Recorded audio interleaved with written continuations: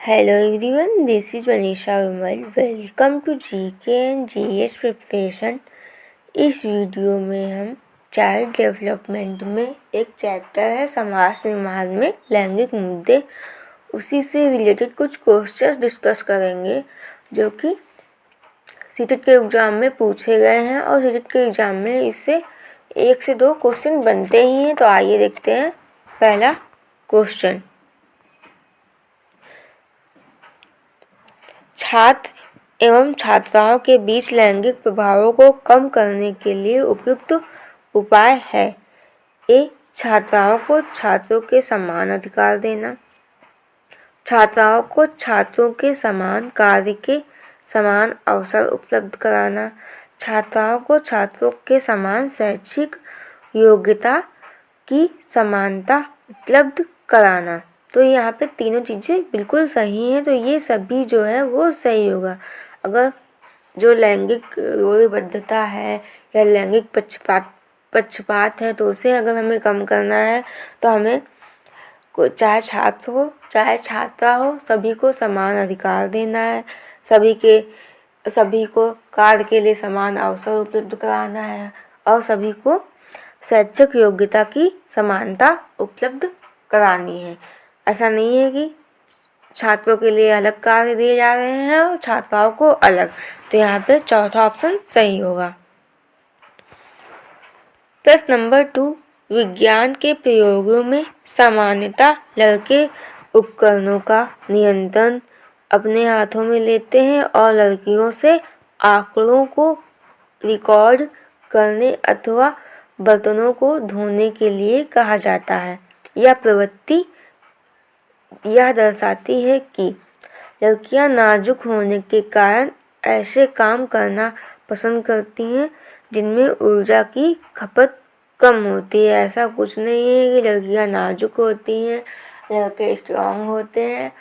तो इसलिए लड़कियों को आंकड़ों को रिकॉर्ड करने के लिए कहा गया है और लड़कों को उपकरण सौंपे गए हैं। तो यहाँ पे पहला ऑप्शन बिल्कुल भी गलत हो जाएगा। लड़कियाँ बेहतरीन अवलोकनकर्ता होती हैं और बिना किसी गलती के आंकड़ों का रिकॉर्ड रखती हैं। यहाँ पे फिर से अगर हम बस लड़कियों की बात करेंगे कि लड़कियाँ ही अच्छी अवलोकनकर्ता होती हैं तो गलत हो जाएगा। लड़के भी अच्छे अवलोकनकर्ता होते हैं। एक जेंडर डिसाइड नहीं करता है कि लड़कियाँ अच्छी अवलोकनकर्ता होती हैं या फिर लड़के अच्छे अवलोकनकर्ता होते हैं। यहाँ पे दूसरा ऑप्शन भी गलत हो जाएगा। पुरुष और स्त्री की रूढ़िबद्ध भूमिकाएं विद्यालय में भी हैं। यहाँ पे होती है नहीं होगा, यहाँ पे है होगा कि पुरुष और स्त्रियों की रूढ़िबद्ध भूमिकाएं विद्यालय में है, जहाँ पर लड़के उपकरणों का नियंत्रण अपने हाथों में लेते हैं और लड़कियों से बस आंकड़ों को रिकॉर्ड करने और उनसे बर्तन धुलवाने के कार्य करवाए जा रहे हैं। तो यहाँ पे तीसरा ऑप्शन जो है वो सही होगा। चौथा भी देख लेते हैं। लड़के उपकरणों को ज़्यादा कुशलता से संभाल सकते हैं। फिर से वही जेंडर पक्षपात वाली बात आ गई कि जो लड़के हैं वो ज़्यादा बेहतर कर सकते हैं, लड़कियाँ बेहतर नहीं कर सकती। तो यहाँ पे चौथा ऑप्शन भी गलत हो जाएगा। तो तीसरा ऑप्शन सही होगा। यहाँ पे पुरुष और स्त्री की रूढ़िबद्ध भूमिकाएं विद्यालय में भी हैं। प्रश्न नंबर 3, एक अच्छी पाठ्य पुस्तक डैश से बचाती है। लैंगिक समानता से बचाती है। लैंगिक समानता तो अच्छी चीज़ है, तो इससे क्यों बचाया गया हमें? तो यहाँ पे पहला ऑप्शन गलत हो जाएगा। सामाजिक उत्तरदायित्व भी पॉजिटिव ऑप्शन है। लैंगिक पूर्वाग्रह, तो जो अच्छी पाठ्य पुस्तक होगी वो हमें लैंगिक पूर्वाग्रह से बचाएगी, जिसे लैंगिक रूढ़िबद्धता कहते हैं।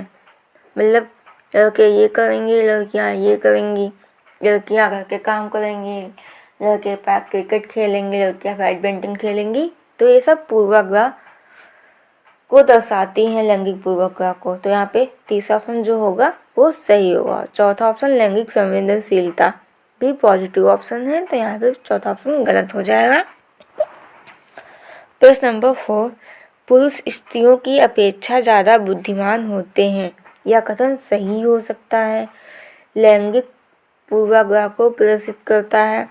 बुद्ध के भिन्न पक्षों के लिए सही है या फिर सही है। तो प्रश्न, जो पुरुष जो होते हैं स्त्रियों की अपेक्षा ज़्यादा बुद्धिमान होता है, यह कथन भी लैंगिक पूर्वाग्रह को प्रदर्शित करता है। क्योंकि जेंडर डिसाइड ही नहीं करता कि पुरुष ज़्यादा बुद्धिमान होंगे या फिर स्त्रियाँ ज़्यादा बुद्धिमान होगी। वो तो पर्यावरण और हेरिडिटी डिसाइड करती है कि लड़की बेहतर कर सकती है या फिर लड़का बेहतर कर सकता है। तो यहाँ पे दूसरा ऑप्शन सही है। यह कथन जो है लैंगिक पूर्वाग्रह को प्रदर्शित करता है।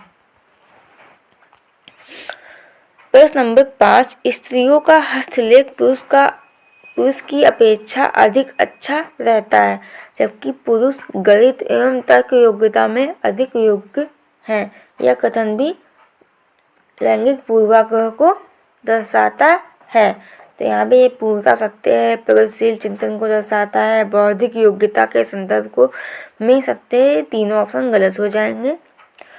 कि जो स्त्रियाँ होती हैं उनकी हैंड राइटिंग अच्छी होती है और जो पुरुष होते हैं वो मैथ में और उनकी रीजनिंग या तर्क योग्यता अधिक योग्य होती है। ये सब लैंगिक पक्षपात या लैंगिक रूढ़िबद्धता की बातें हैं। तो यहाँ पे दूसरा ऑप्शन सही होगा। प्रश्न नंबर 6, लड़कियों को घर के काम काज में अधिक ध्यान देने के लिए कहना डैश को दर्शाता है। रूढ़िबद्धता को दर्शाता है, प्रगतिशील चिंतन को, मनोवैज्ञानिक चिंतन को या फिर मनोवैज्ञानिक प्रवृत्ति को।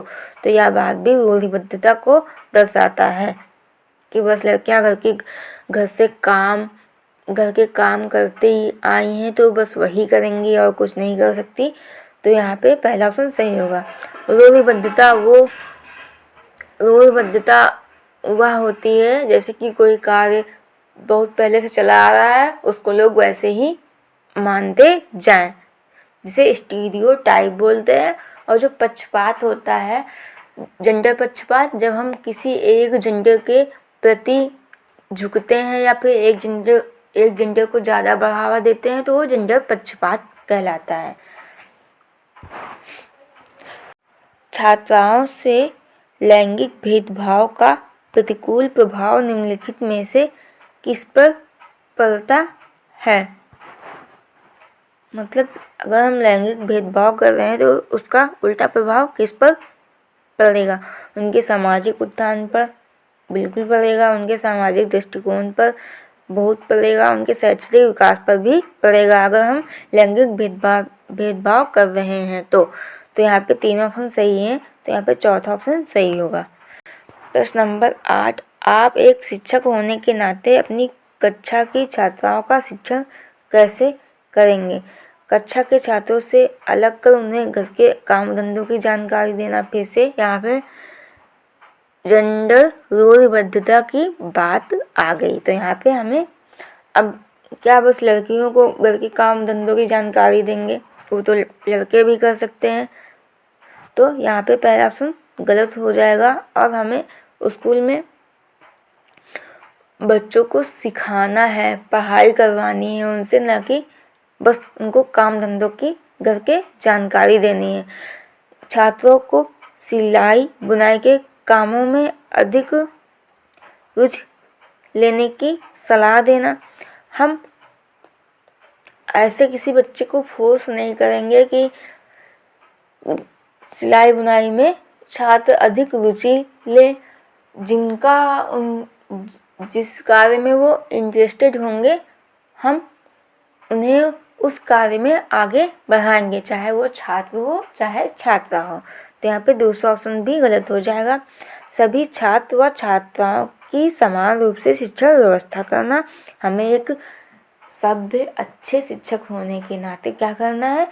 छात्र व छात्राओं की समान रूप से शिक्षण व्यवस्था करनी है। तो यहाँ पे तीसरा ऑप्शन सही है। छात्राओं पर अवांछित टिप्पणी करके जिससे कि वे स्वयं को विशिष्ट न समझें। हमें लड़कियों को बिल्कुल भी नीचा नहीं दिखाना है कि तुम बस घर के कार्य के लिए बनी हो, तुम ये नहीं कर सकती, फलाना ढिमकाना। तो यहाँ पे चौथा ऑप्शन भी गलत हो जाएगा।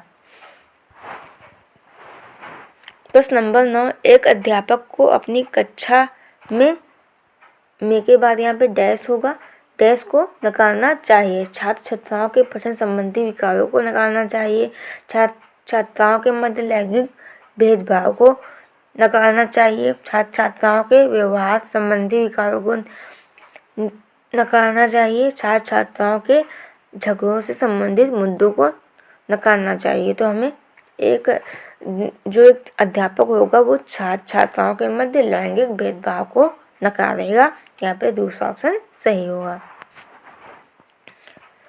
प्रश्न नंबर 10, राज्य स्तर की एक एकल गायन प्रतियोगिता के लिए विद्यार्थियों को तैयार करते समय एक विद्यालय लड़कियों को वरीयता देता है। एक गायन प्रतियोगिता हो रही है, उसमें बस लड़कियों को प्राथमिकता दी गई है कि बस लड़कियां जाएंगी गाना गाने और लड़के नहीं जाएंगे। लैंगिक पूर्वाग्रह को दर्शाता है, वैश्विक प्रवृत्तियों को दर्शाता है, प्रयोजनात्मक उपागम को दर्शाता है, प्रगतिशील चिंतन को दर्शाता है। जहाँ पे किसी भी एक जेंडर की तरफ झुका जाएगा वो क्या कहलाएगा? लैंगिक पूर्वाग्रह कहलाएगा। या फिर बस लड़कियां गा सकती हैं, लड़कियां डांस कर सकती हैं, बस जो पहले से चला रहा है वही होगा। तो ये जेंडर रूढ़िबद्धता या लैंगिक पूर्वाग्रह को दर्शाता है। यहाँ पे पहला ऑप्शन सही होगा। प्रश्न नंबर 11, विद्यालय में लिंग भेदभाव से बचने का सर्वोत्तम तरीका हो सकता है पुरुष एवं महिला शिक्षकों को समान संख्या में भर्ती करना, या फिर विद्यालय में लिंग भेदभाव को दूर करने के लिए नियम बनाना और उनका कड़ाई से पालन करवाना। देखिए, अगर हम नियम बना के उनका कठोरता से पालन करवाएंगे तो बस जो लिंग भेदभाव है वो स्कूल में मान लेते हैं नहीं होगा, लेकिन बच्चे उससे कुछ खास सीखेंगे नहीं और उनका फिर वो समाज में वो वैसी ही चीज़ें नहीं करेंगे। और समाज में तो ये नियम बनाए नहीं जाएंगे लिंग भेदभाव को कम करने के लिए। फिर तीसरा, संगीत प्रतियोगिता के लिए लड़कियों की अपेक्षा अधिक लड़कों का चयन करना। ऐसा भी हमें नहीं करना है, जिसका इसमें इंटरेस्ट होगा उसमें हमें उन्हें भेजना है।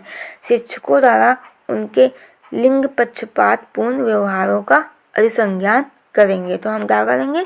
लिंग पक्षपात व्यवहारों का अधिसंज्ञान करेंगे। तो यहाँ पे चौथा ऑप्शन सही होगा। प्रश्न नंबर 12, मोनिका जो गणित की शिक्षिका है राधिका से एक प्रश्न पूछती है।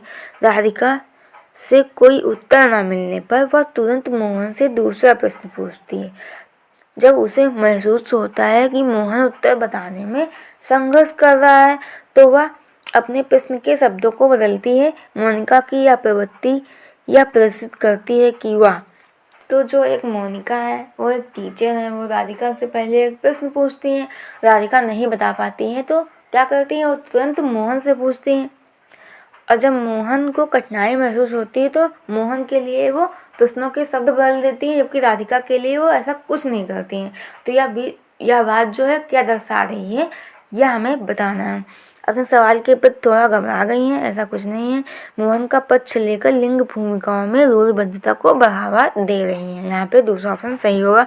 फिर भी हम तीसरा और चौथा ऑप्शन देख लेते हैं। राधिका को किसी उलझनपूर्ण स्थिति में नहीं डालना चाह रही, ऐसा कुछ यहाँ पे बताया गया नहीं।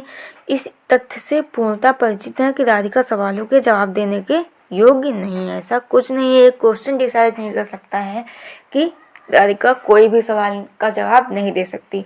तो जो यहाँ पे साफ साफ दिख रहा है, जो टीचर है वो मोहन का पक्ष लेकर लिंग भूमिकाओं में रूढ़िबद्धता को बढ़ावा दे रही हैं। तो यहाँ पे दूसरा ऑप्शन सही होगा।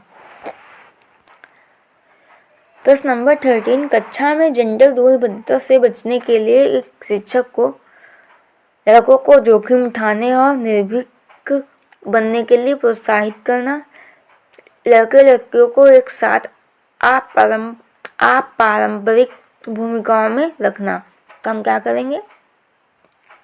अगर हमें जेंडर रूढ़िबद्धता से बचना है तो हम लड़के और लड़कियों दोनों को एक साथ अपारंपरिक भूमिकाओं में रखेंगे, जिनका उनमें इंटरेस्ट होगा उनको उसी कार्य में आगे बढ़ाएंगे। यहाँ पे दूसरा ऑप्शन सही होगा। अच्छी लड़की अच्छा लड़का कहकर शिक्षार्थियों के अच्छे कार्य की सराहना करना, इससे जेंडर रूढ़िबद्धता से नहीं बचा जा सकता अच्छा लड़की अच्छा लड़का कहने से। तो यहाँ पे तीसरा ऑप्शन भी गलत हो जाएगा। कुश्ती में भाग लेने के लिए लड़कियों को प्रोत्साहित करना, यहाँ पे चौथा ऑप्शन भी गलत हो जाएगा। प्रश्न नंबर 14, कक्षा में जेंडर लिंग विभेद शिक्षार्थियों के निष्पादन को प्रभावित नहीं करता है, प्रभावित करता है। अगर हम जेंडर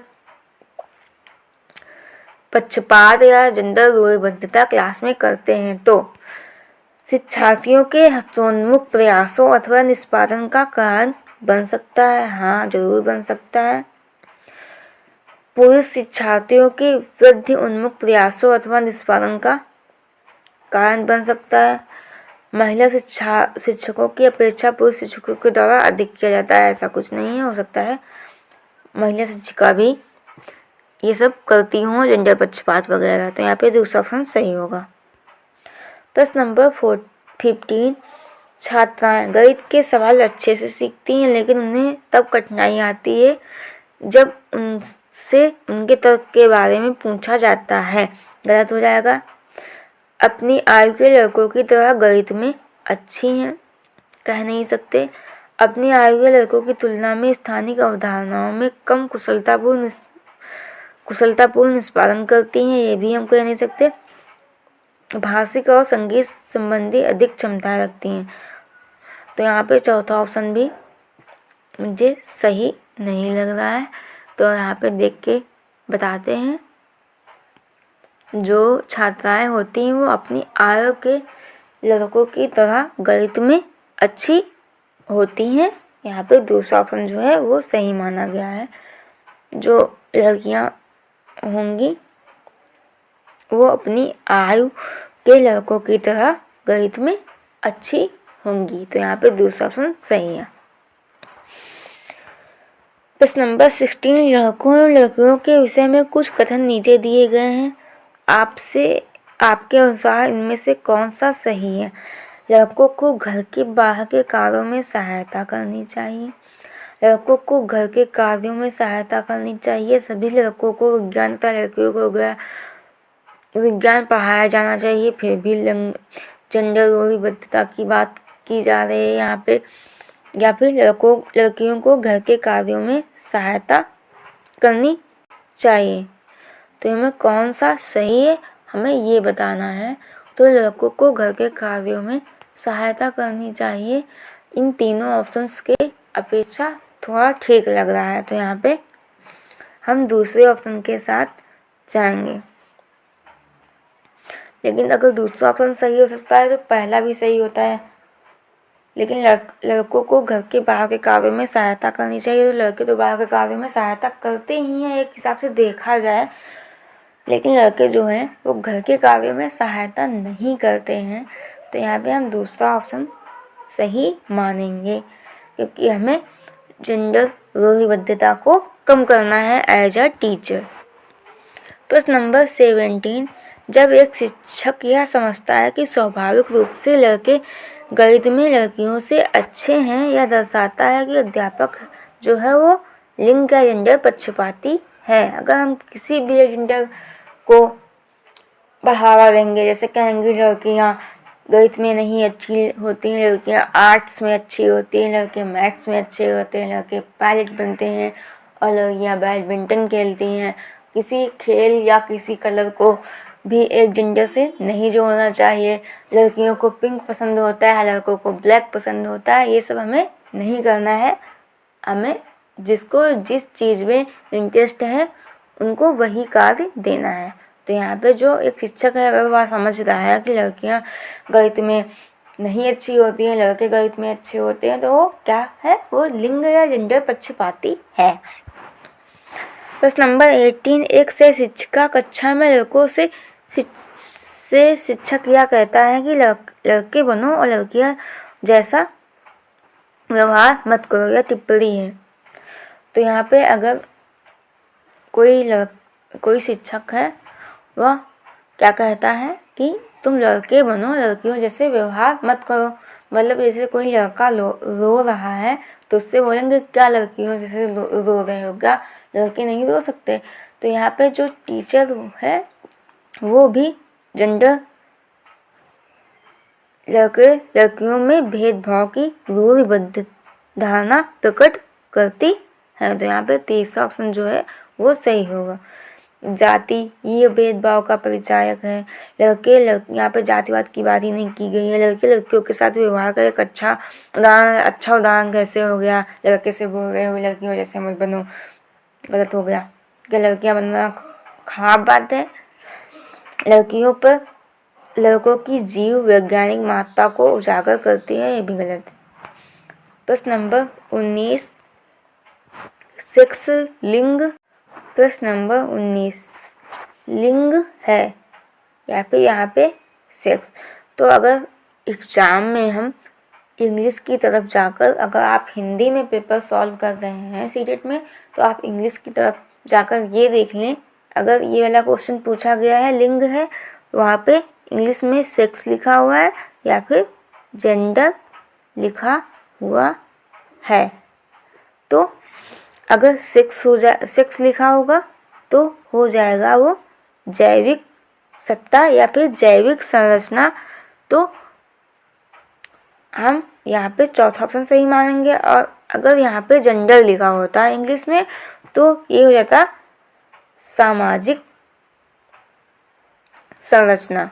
हाँ, जेंडर जो होता है वो होता है सामाजिक संरचना और जो सेक्स होता है वो होता है जैविक संरचना, मतलब कि बायोलॉजिकल कंस्ट्रक्ट। अगर सेशन पसंद आए तो लाइक शेयर और सब्सक्राइब करें। धन्यवाद।